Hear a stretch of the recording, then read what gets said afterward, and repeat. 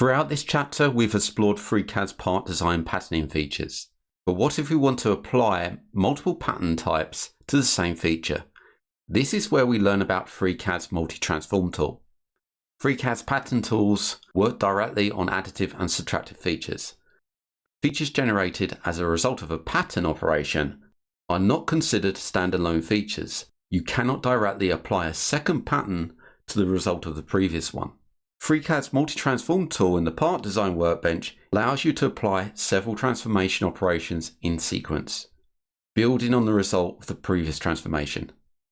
The terms transform and pattern are often used interchangeably. Transform refers to the process that FreeCAD applies to the transform, while pattern describes the resulting arrangement such as linear, polar, or mirrored patterns. Let's look at some examples of hole patterns in a strainer. The strainer is created by revolving a simple side profile using FreeCAD's Part Design Revolve tool. A hole can be introduced using a pocket at the top left of the model. Using the multi-transform tool, we can first create a standard square pattern by applying a linear pattern of a linear pattern. We will now model this part in FreeCAD and then return to the theory to learn more about the multi-transform. So let's build a very simple strainer in the Part Design Workbench in FreeCAD. Start in the Part Design, create a new body, and then create a sketch along the XZ plane. So we're tackling it from the side. I'm going to use the polyline tool. So I'm looking for a quarter section of the profile. Let's come along from the center point, around about 25 millimeters, and across around about 10. We'll add some constraints in a moment, and then along this way, around about 10 as well. So we've got a very simple profile at the moment. Right click to cancel, add some dimensions. Bottom line, I'm going to dimension by 25. The height between these 2 points. Place this at 5. And this length we'll place at 10 millimeters. Also, I'm going to place a length in here as well of the same 10 millimeters. Let's right click to cancel. Now I've got my constraints in, and now I'm going to create an offset by clicking and dragging around all of this geometry and create an offset, or right click, offset geometry. Look to my left, we've got the mode as arcs, and I'm going to add offset constraint and set this to 1 millimeter. This will make a 2 millimeter wall. Hit enter. We're all constrained, but I don't want this arc here. And also I've got the internal geometry within here still. So I need to select, by clicking on the internal geometry, select all 3 of those lines and convert that to construction geometry. Those become dotted now. And also I'm going to zoom in and remove this arc and place a line coincident the top point and the next point. Now this isn't going to be locked down. So first of all, let's take that line, add some dimensions. It'll be 2 millimeters. Right click to cancel. Hold this point, you can see it's coming this way. I want to take this point and this line. See, it's being covered, the axis is being covered by a constraint at the moment. Let's take the line above and make that coincident. So it looks like we're all locked down, but we've got 2 degrees of freedom. Let's close that anyway.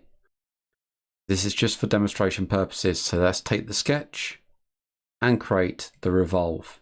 The revolve needs to go along the vertical sketch axis or the Z axis. So we have this now. Let's hit OK. Let's add some holes. Now there's 2 ways I can do this. I can take the top face and create holes along this top face, or I could add it to the top base plane. Let's take the top face and create a sketch. If I added it to the base plane, I would have to offset the sketch from the base plane to move it upwards. And I'm going to create a circle over here. Now this may seem a bit odd, but when we pocket this, it's going to pocket into thin air. But as we linear pattern this way, it will remove material from this object as it moves forwards through the transform. So that's use the dimension. From this point, it's automatically added to the point here, which is what we want. Set this to 40, and this one automatically added, and set this one to 40 as well. Right click to cancel, and we add some dimension to this circle, and set the circle to 4mm. That's close. We can see we've got the circle here. If I take that sketch, what we just created, and create a pocket, it looks like it hasn't done anything. Let's go through all and hit OK. To use Part Design's multi-transform in FreeCAD, there is a step-by-step flow. First, we select the base feature or features. We choose the additive or subtractive feature you want to transform. Remember, this can be a body or a single feature or features that we've already modeled. Next, we apply the multi-transform tool. We click on the icon on the toolbar, which creates a new multi-transform object in our tree view. Next, we add our first transform. We click Add and then choose from our transform: linear, polar, mirrored, or scaled. After we selected our transform, we configure it. Then from there, we add a second transform, which transforms the previous transform, and we carry on. So our pocket at the moment, it's basically removing blank space. Doesn't add anything to our model.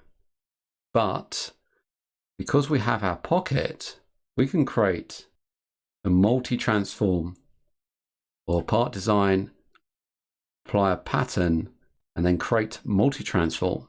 The pocket has been added, and we get this transformations. Let's right click and add a linear pattern. This is where we're working a bit blind. Until the transformation hits the material, we can't really see what's happening. We know the sketch is around about here. So we want to go this way along the y-axis or the horizontal sketch axis. Let's take the occurrences and set it to around about 10. Start to intersect our body. I'm going to change the mode. We've got overall length here. Let's use an offset, and we'll set the millimeters in between the offset to 10 millimeters and click off. It is intersecting the rim, which is fine for this demonstration. Let's hit OK. Now we've created a linear pattern which goes this way. We want to repeat the linear pattern this way. Let's right click and add another pattern. So this is patterning the previous pattern. So I'm going to pick the x-axis, this one here. The occurrences, I'm going to change to 10. Now at the moment, this pattern is probably coming this way. I can see that if I hit reverse, we can see the pattern has now gone in the correct direction. Length, we got 100. Let's change this to offset and place 10 millimeters in the offset. Click off to preview it. We got transformation successful, and then we can hit OK. Notice we got some abnormalities here. So let's come back to the linear pattern, and we can just adjust the linear pattern. Looks like it's having a bit of a problem with this one here. If we look to the top left in the transformed feature messages, we can see we've got a message saying one transformed shape does not intersect the support. This is an orange, so it's not an error, but it indicates a problem. And we can see on the surface marked by the arrows that we have some issues, as well as the shape that's not being transformed in red. We have this tearing of the surface. Let's change the offset to 11 millimeters. And we've got a better offset. And hit OK. So what we have is a square patterned array. But you notice that we haven't got much control over the intersections here. So when we're creating patterns, it's worth looking at the shape of your object. Maybe we just want a pattern within this circle and the inner circle here. So we have to be wary of those boundaries. Adjusting the linear pattern involves a combination of changing the multi-transform itself and any of the features that have been transformed. So if I wanted to come into this pocket and change the sketch, and that's say pull in the dimensions to 25 and 25, and I hit close, the model will update and we can see we've moved the pattern inwards into the object. So now I can come into the multi-transform and I don't have to double click on the multi-transform. I can come into the separate patterns and change them within the tree view. So I may want to change the occurrences of the first pattern and the occurrences of the second pattern, creating the end result. By offsetting the hole from the center and applying a polar pattern to the aforementioned linear pattern, we can create a circular formation. In a sketch, we might normally draw each hole individually and then apply the polar pattern. However, with Part Design's multi-transform, we only need to sketch one hole, resulting in a faster workflow. So let's apply that to our model. Let's first come into the multi-transform and then remove the last linear pattern. Right-click, delete. So we just have one linear pattern now. Let's go back and hit OK. I'm going to reposition the pocket. Let's double click on that sketch.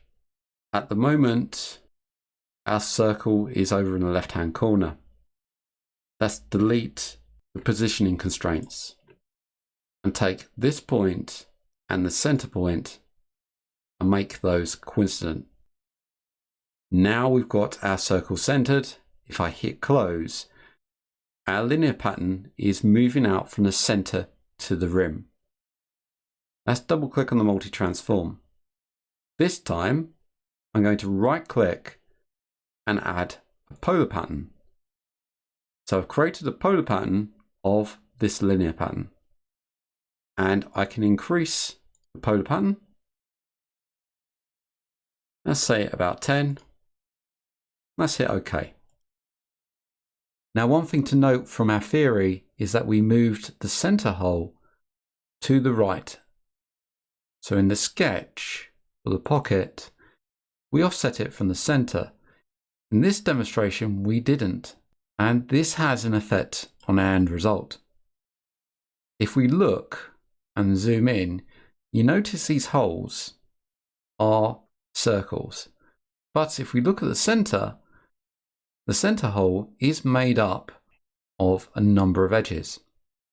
And this is because our polar pattern has applied the center hole equal to the number of occurrences within the multi-transform. Any additional edge and vertex such as this costs us extra CPU time. So if this was a complex pattern or the shape was something else, for instance, if we come into the pocket, double click on the sketch, instead of having a circle, let's delete that and place in triangle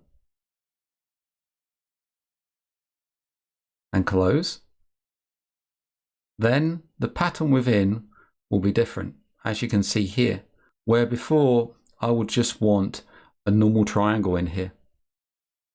If I took that sketch and instead placing it on the center point, I'm just going to hit delete on that center point and offset it as we did in the theory. Let's say about 6 millimeters, and place that point upon this line, coincident constraint, and maybe add a horizontal constraint and close. Then we have to take account the offset. So let's double click on that sketch. Let's make it a bit smaller, something like that. Then we need to sketch a hole for the center as well. So we need to apply another pocket for the center, but we get that triangle. So we have to be mindful of that. One other thing to remember, if we're changing the pattern configurations, then it's worth checking the occurrences. This can trip you up when you're progressing with your model. We'll see that in the next demonstration. Let's go back to our theory. FreeCAD Multi-Transform also allows for the scale feature.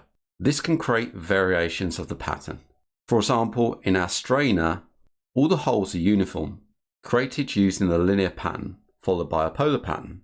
We can use the scale feature in FreeCAD to make the holes progressively larger as they extend towards the outer rim. Let's apply a scale to our model. Now it's worth going back to the pocket.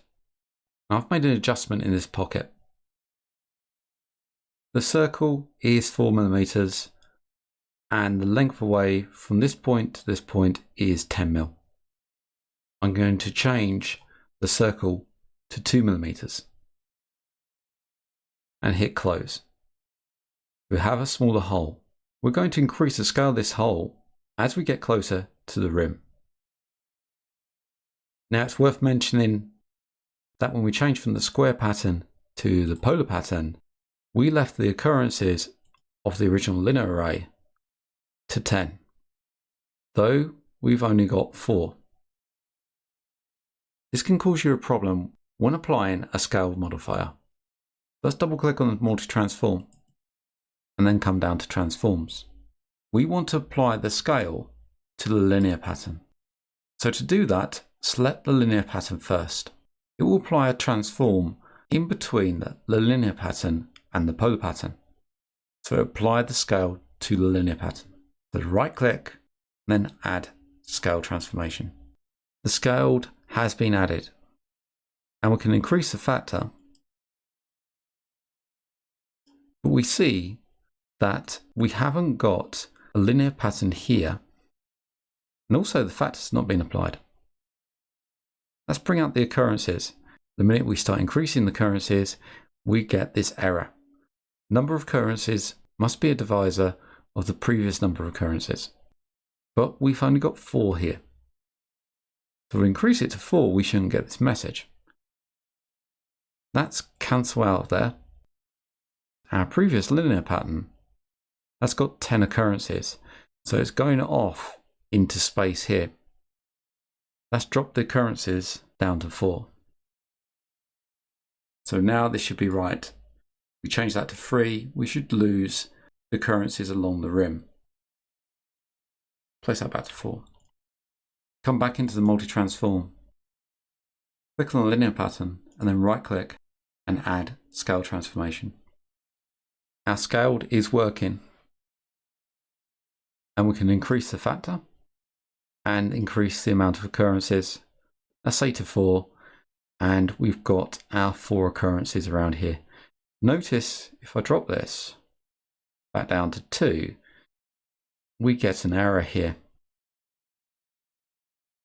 So just be mindful of that when we add in those occurrences. If we add the scaled below the polar pattern, then we can move it up. If I right click on the scale and go move down, then I can move the scaled into different positions. So now I'm applying it to the polar pattern. Right click and move up. For best results, make sure our occurrences is correct. And let's hit OK. We've now applied the scaled pattern. So I hope that's given you an insight into the multi-transform tool. I look forward to seeing you in the new video.